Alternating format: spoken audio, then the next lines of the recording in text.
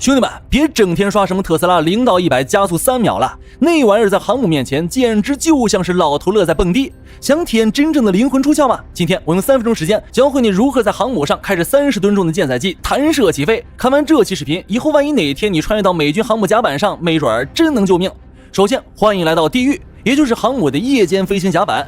別被電影裡的燈火輝煌騙了，現實中這裡黑的伸手不見五指，哪怕你是飛行員，視力 2.0， 在這裡也跟瞎子沒區別。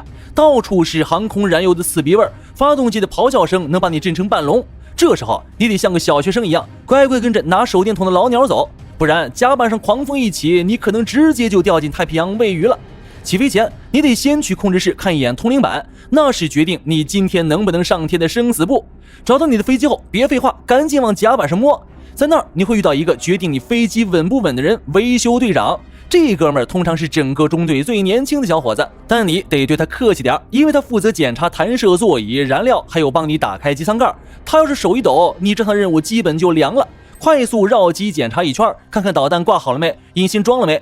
別嫌麻煩，這可是保命的流程。之後爬進駕駛艙，關上艙蓋後，世界瞬間安靜了。接下來就是起飛。現代飛機都有 APU， 不用像老古董 F14那樣等半天，你只需按下電鈕，發動機就開始轟鳴。不過在此期間，你得像強迫症一樣核對檢查單，從左到右，再從右到左，漏掉一項，你可能就得去海裡洗澡。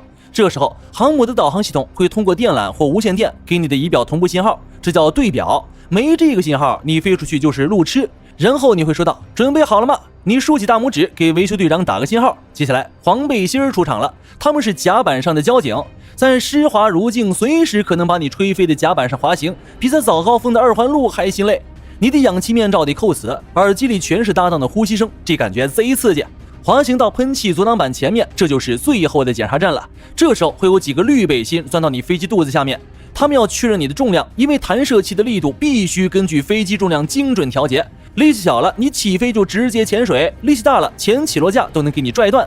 當聽到咔嗒一聲，恭喜你，你的前起落架已經掛上彈射滑塊了。現在你會看到一群紅背心圍過來，這時候你必須雙手舉高，別碰任何開關，證明你沒打算在甲板上把導彈射出去。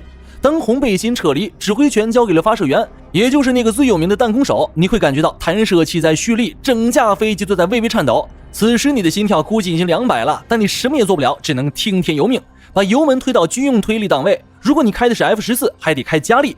身後擋板發射出的火光把座艙照得通亮。發射員做出那個全世界最帥的觸地手勢：3、2、1，走你！